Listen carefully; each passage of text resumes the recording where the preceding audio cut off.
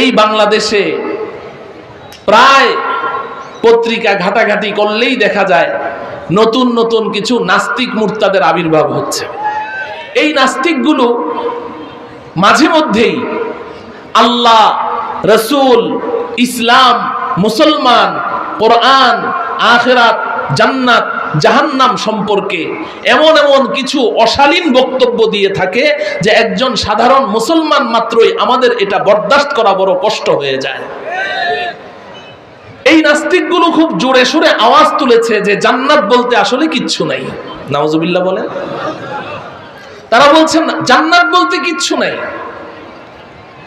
আপনি যদি প্রশ্ন করেন, এই নাস্তিক, তুই জান্নাতকে কেন অস্বীকার করছিস, কেন জান্নাত নেই, তো নাস্তিক আপনাকে একটা থিওরি শোনাবে যে আমাদের নাস্তিকদের একটা থিওরি আছে, সেটা হলো আমরা যা চোখে দেখি না তা বিশ্বাস করি না। এটা হলো নাস্তিকদের মৌলিক থিওরির একটা অন্যতম একটা থিওরি। চোখে না দেখা জিনিস আমরা বিশ্বাস করি না। এই কারণে যেহেতু আল্লাহকে দেখি না, এজন্য আল্লাহকেও বিশ্বাস করি না। নাউজুবিল্লাহ বলবেন না, বড় বখিল মনে হয়। নাস্তিকরা আল্লাহকে বিশ্বাস করে, বিশ্বাস করে কেন করে না? দেখা যায় না, আল্লাহকে দেখি না, এজন্য আল্লাহকেও বিশ্বাস করি না। এখন তারা বলছে যে আমরা পৃথিবীর উত্তর থেকে দক্ষিণ মেরু, পূর্ব থেকে পশ্চিমে, আর উপরে যেতে যেতে চাঁদের দেশ, মঙ্গল গ্রহ সবই তো ঘুরে আসলাম, কোথায় তোমাদের জান্নাত? যদি জান্নাত থাকতোই, জান্নাত বলে যদি কিছু থাকতোই, তাহলে তো এর ভেতরেই থাকতো। আমরা তো সবই ঘুরে আসলাম, কোথাও তো দেখলাম না। আমার প্রিয় ভাইয়েরা, নাস্তিকরা এই যে একটা কথা বলে, চোখে যা দেখি না তা বিশ্বাস করি না, এই কথাটা একটা মিথ্যা কথা। আসলে তো তাদের কপাল পুড়ে গেছে, তাদের নসিবে আল্লাহ পাক ঈমান লিখে রাখেননি, এই কারণে তারা এমন উদ্ভট কথাবার্তা বলে থাকে। না হলে আমি তো এই বৈঠকে 1 ডজনের উপরে প্রমাণ আমি পেশ করতে পারবো, 1 ডজনের উপরে এমন কিছু আমি দেখাতে পারবো যে এই নাস্তিকরাই তারা না দেখেই বিশ্বাস করে। যদিও মুখে বলছে যে আমরা না দেখা জিনিস বিশ্বাস করি না, কিন্তু বাস্তবিক অর্থে তারা অনেক না দেখা জিনিস বিশ্বাস করে। আপনি একজন নাস্তিককে প্রশ্ন করেন, এই নাস্তিক, তোর ভিতরে কি জান আছে? সে কি বলবে? নাই। কি বলবে? সে বলবে জান না থাকলে আমি বেঁচে আছি কি করে। আপনি তাকে জিজ্ঞাসা করেন, তোর জানটাকে জীবনে তুই কয়বার দেখেছিস? দেখেছে কি? একবারও দেখেছে? তাহলে জান আছে বিশ্বাস করলো দেখে না না দেখে? কথা বলেন, দেখে না না দেখে? না দেখে। এই নাস্তিকগুলো দেখেন, আমাদের দেশের এই নাস্তিকগুলো যা বলে, বর্তমান নব্য নাস্তিক, এই নব্য নাস্তিকগুলো যা বলে, এই কথাগুলো আসলে তাদের নিজেদের নয়, এগুলো ধার করা কথা। তাদের একজন গুরুজি ছিল এই বাংলাদেশে, আল্লাহ পাকের মেহেরবানিতে আল্লাহ পাক তাদের ওই গুরুজি থেকে বাংলাদেশকে পবিত্র করেছেন। তার নাম হলো তাসলিমা নাসরিন। এই কুলাঙ্গার নারী, সে আজ থেকে বহু বছর পূর্বে, আপনাদেরই তো প্রতিবেশী, মাশাআল্লাহ, তো আজ থেকে বহু বছর পূর্বে সে এই ইসলাম সম্পর্কে, আল্লাহ সম্পর্কে, রাসূল সম্পর্কে, দ্বীন সম্পর্কে, কোরআন সম্পর্কে এমন এমন কিছু অশ্লীল এবং অশ্রাব্য কথাবার্তা সে তার বইয়ের মধ্যে লিখেছিল যে বাংলার মুসলমান তারা এগুলো পড়ে বরদাস্ত করতে পারে নাই। তাদের ঈমানের মধ্যে জোশ এসে গেছে। উলামায়ে দেওবন্দ এবং কওমি উলামায়ে কেরামের নেতৃত্বে বাংলার মুসলমান রাজপথে নেমে এসেছে, ওই নারীর বিরুদ্ধে আন্দোলন করেছে। তৎকালীন সরকার বাধ্য হয়ে ওই নারীর পাছায় লাথি মেরে বাংলাদেশ থেকে বিতাড়িত করে দিয়েছে।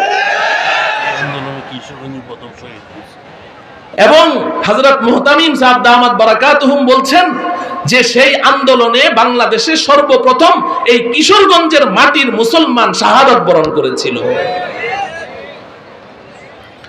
সেই কুলাঙ্গার তাসলিমা নাসরিনের প্রেতাত্মাগুলো আজকে এই নব্য নাস্তিক।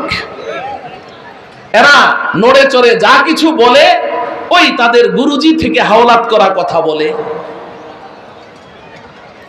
তাদের এই নাস্তিকদের আলোচনা যেহেতু এসেই গেছে, আমি এদিকে যেতে চাচ্ছিলাম না, হুজুর আজকে আমাকে একটু লম্বা সময় দিয়েছে, এজন্য গল্প করছি। দেখেন, এই নাস্তিকগুলো বলে না যে না দেখা জিনিস বিশ্বাস করি না। তো এখানে তো আমার উস্তাদ তুল্য অনেক ওলামায়ে কেরাম আছেন, তাদের সামনে কথা বলতে তো বেয়াদবি হয়ে যায়। তো যদি বেয়াদবি মনে না করেন, আমি আরেকটা বিষয় বলি। আপনি একজন নাস্তিককে জিজ্ঞাসা করেন, এই তোর বাবা আছে কিনা, তোর কি কোনো বাবা আছে? নাস্তিক কি বলবে? যে আমি বাবা ছাড়া দুনিয়াতে এসেছি, না কাউকে বাবা ডাকে? নাস্তিকরা কোনো একজন পুরুষকে বাবা ডাকে কি ডাকে না? আচ্ছা, আপনি তাকে জিজ্ঞাসা করেন, তোরা তো না দেখা জিনিস বিশ্বাস করিস না, তাহলে যেই পুরুষটাকে তুই বাবা ডাকছিস, এই পুরুষটা তোর বাবা কেমনে হলো তুই কি দেখেছিস? কথা বলে না। দেখেছে কি? দেখা সম্ভব কি?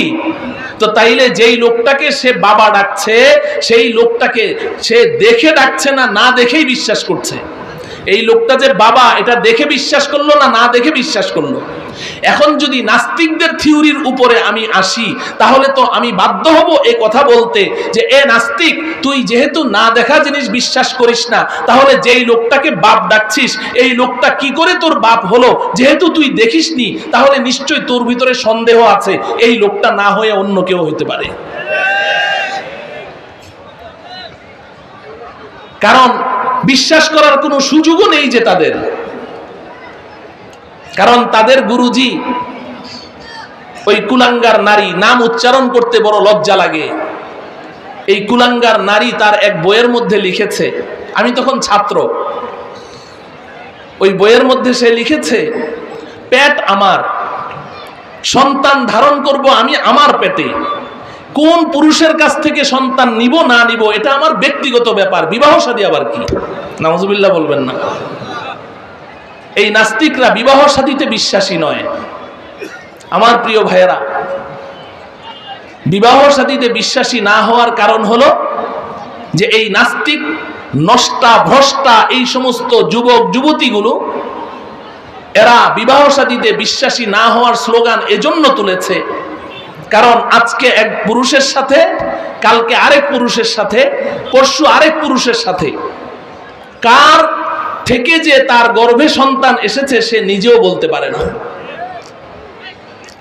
আপনাদের এই এলাকায় কুকুর আছে না, কুকুর, এই কুকুরের মধ্যে যেগুলো মুয়ান্নাস কুকুর, নারী কুকুর, মাদি, এগুলোকে কি বলে এখানকার আঞ্চলিক ভাষায়? হ্যাঁ, কুত্তি। হুজুর বলছেন কুত্তি বলে। আচ্ছা, এই যে কুত্তি একসাথে 7টা 8টা সন্তান জন্ম দেয়।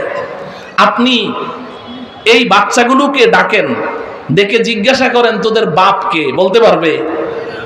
আচ্ছা, বাচ্চাগুলো বলতে পারলো না, কুত্তিটাকে ডাকেন, ডেকে বলেন, এই কুত্তি, তুই যে এতগুলো সন্তান জন্ম দিলি, এই সন্তানগুলোর বাবাকে? ওই কুত্তিটা বলতে পারবে? কেন বলতে পারবে না? কারণ ও তো এক এক দিন এক এক কুকুরের সাথে তার দৈহিক সম্পর্ক হয়, ও নিজেও জানে না কোন কুকুর থেকে তার গর্ভে এই সন্তানগুলো এসেছে।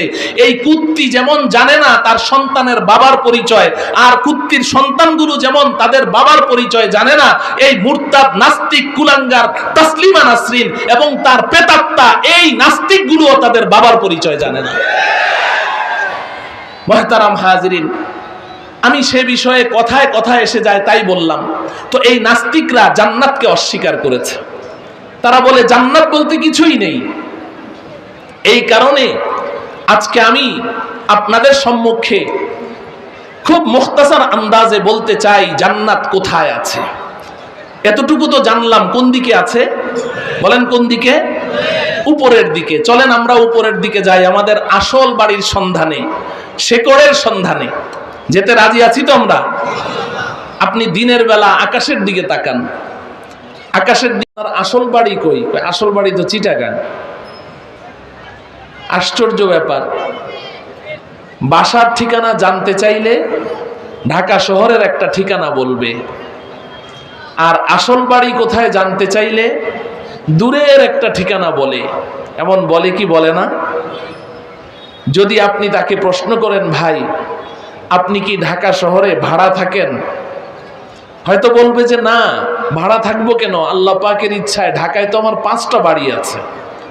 5টা বাড়ি, আচ্ছা তো ঢাকা শহরে কতদিন যাবত বসবাস করেন?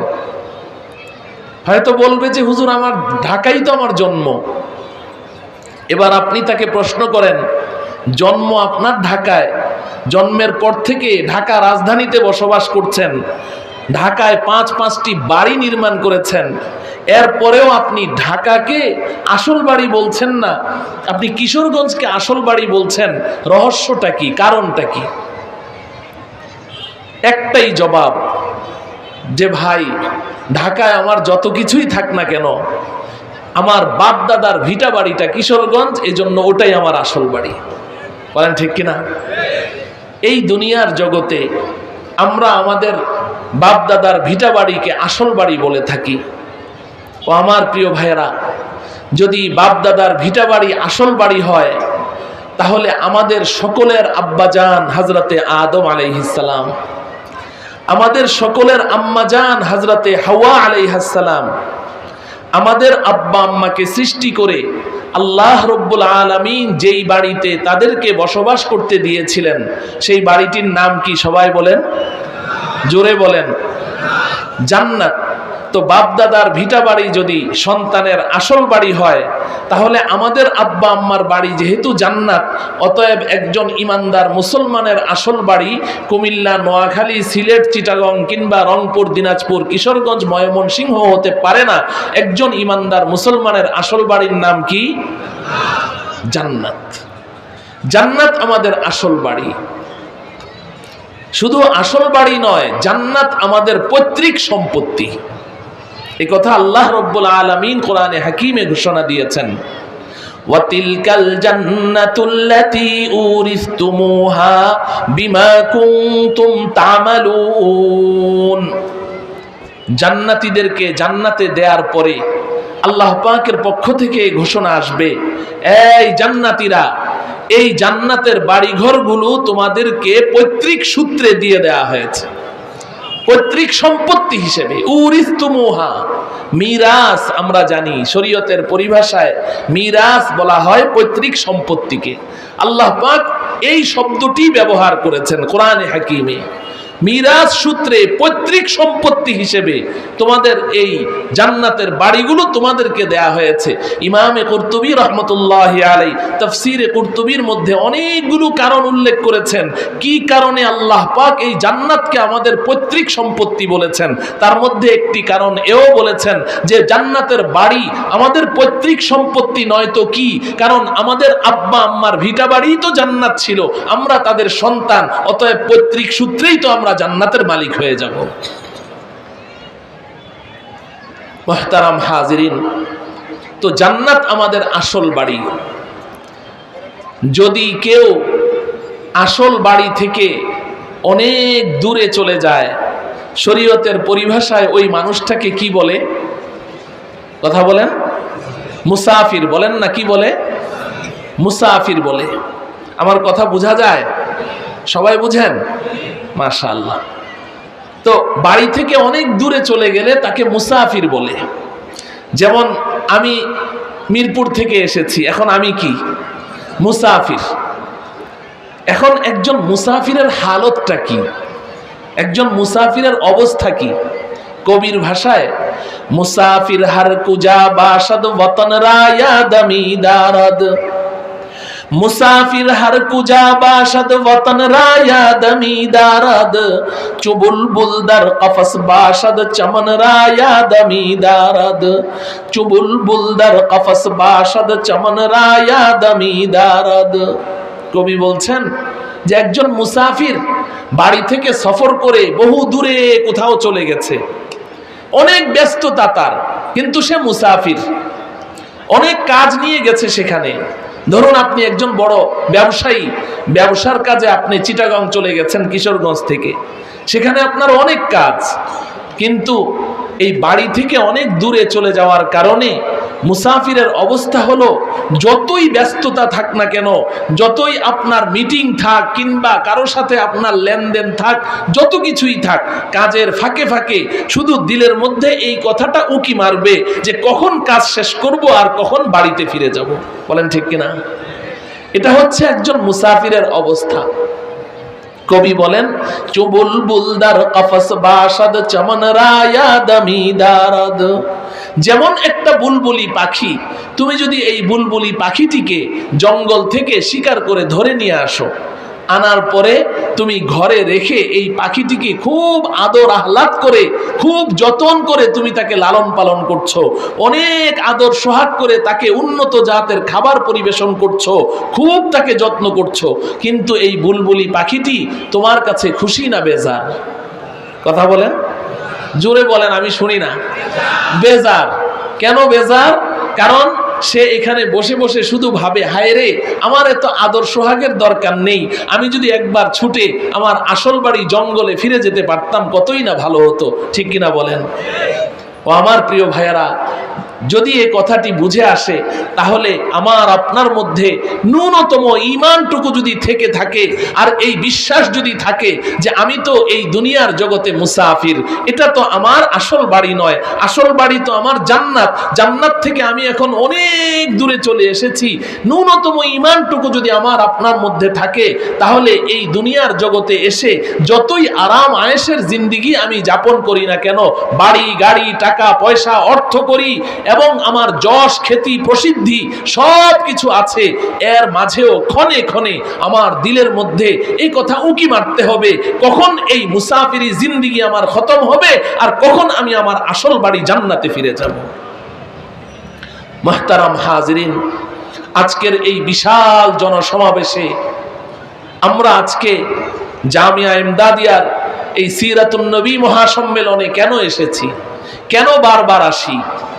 আমরা এসেছি শুধু এই কারণেই যে আব্বা আম্মা তো ছিলেন জান্নাতে, সেই জান্নাতের বাড়িটি তো আমাদের হাতছাড়া হয়ে গেছে, এখন কি করে আবার সেই বাড়ির মালিকানা পুনরুদ্ধার করা যায়, সেই বাড়িতে কি করে আবার সহজে যাওয়া যায়, এর ব্যবস্থা কি, পদ্ধতি কি, কোন পথ ধরলে আমি আমার আসল বাড়িতে সহজে ফিরে যেতে পারবো, এই পথ ও পন্থার কথাগুলো উলামায়ে কেরামের জবান থেকে শুনবো এবং ওই অনুযায়ী নিজের জীবনকে গঠন করে অতি সহজে আমি আমার আসল বাড়ি জান্নাতে ফিরে যাব। বলেন ঠিক কিনা? অন্য কোনো উদ্দেশ্য আছে? অন্য কোনো মাকসাদ আছে? আর কোনো মাকসাদ নেই। ওই আসল বাড়ির খোঁজেই আমরা আজকে এখানে এসেছি। কি করে আমরা আমাদের আসল বাড়িতে ফিরে যেতে পারি, কি করে কত সহজে আমরা ফিরে যেতে পারি।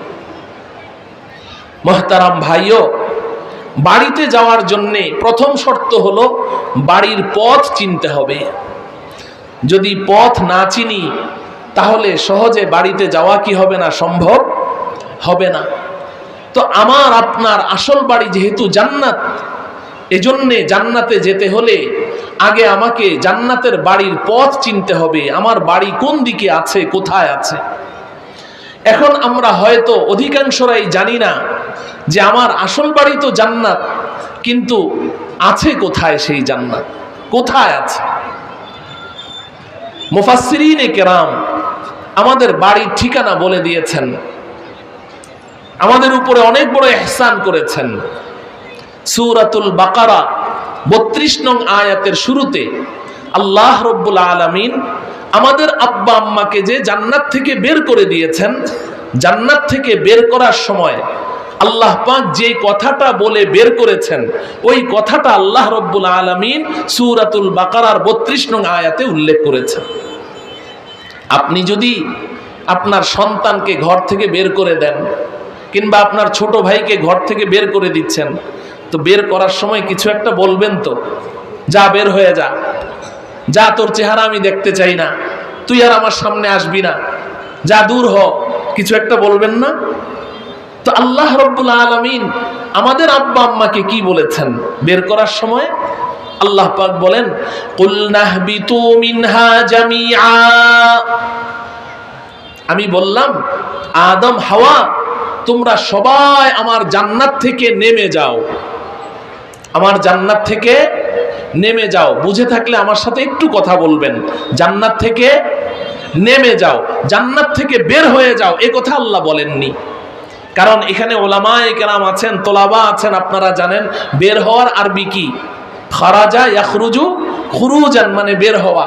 আল্লাহ পাক এই কথা বলেননি কুল নাখরুজু মিনহা জামিআ, যে আমি বললাম যে যাও তোমরা সব বের হয়ে যাও, না, বের হতে বলেননি। হাবাতা ইয়াহবিতু হুবুতান, মানে উপর থেকে নিচের দিকে অবতরণ করা।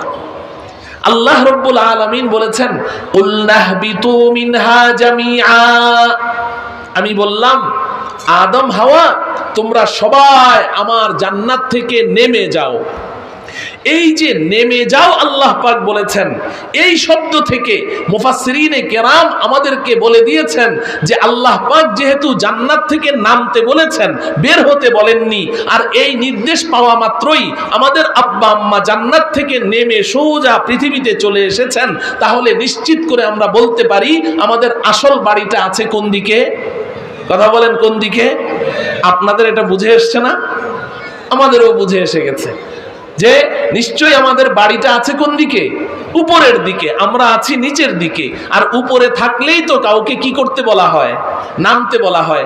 আপনি যদি বিকেলবেলা অফিস থেকে এসেছেন, অফিস থেকে এসে দেখেন আপনার 3 নম্বর ছেলেটা একটু দুষ্ট, গাছে খুব বেশি লাফালাফি করে, দেখছেন যে নারিকেল গাছের আগায় উঠে বসে আছে, এখন আপনি কি বলবেন? এই বের হ, এটা বলবেন? কি বলবেন? না, নেমে আয়। আপনি যখন বললেন যে এই নেমে আয়, আপনার গিন্নি কিন্তু পাকঘরে রান্না করছে, সে কিন্তু জানে না তার বাছাধন কোথায় আছে, কিন্তু আপনি যখন বললেন নেমে আয়, উনি বুঝে ফেলেছেন যে আমার বাছাধন এখন গাছের আগায়। ঠিক কিনা বলেন? তো আল্লাহ রাব্বুল আলামিন যখন বলেছেন কুল নাহবিতু মিনহা জামিআ, আমি বললাম আদম হাওয়া তোমরা সবাই আমার জান্নাত থেকে নেমে যাও। যখন নেমে যাও বলেছেন, তো মুফাসসিরিনে কেরাম বলেন আমরা বুঝে ফেলেছি আমাদের আব্বা আম্মা ছিলেন কোথায়? কোথায় ছিলেন? উপরের দিকে ছিলেন, উপর থেকে নামতে বলেছেন। তো আমার এতটুকু আলোচনা থেকে আমরা আজকে এটা জানলাম যে আমাদের আসল বাড়িটা আছে কোন দিকে? বলেন কোন দিকে? আমরা আছি আসল বাড়ি থেকে নিচে। এখন প্রশ্ন হলো কত উপরে আছে? বাড়ি তো উপরে আছে বুঝলাম, কিন্তু কত উপরে আছে? আমাদের আসল বাড়ি জান্নাত, এটা আল্লাহ রাব্বুল আলামিন কত উপরে যে তৈরি করে রেখেছেন, এটা বুঝার মতো বিবেক বুদ্ধি আমাদের নেই। আমাদের বিবেকে এই পরিমাণ ধারণ ক্ষমতা নেই যে আমরা বুঝতে পারবো কত উপরে আছে। তারপরেও আমি 2 কারণে এই বিষয়ে 2টো কথা আপনাদের সামনে নিবেদন করব। 1 নাম্বার হচ্ছে আল্লাহ পাকের কুদরত উপলব্ধি করার জন্য। আল্লাহ পাক কত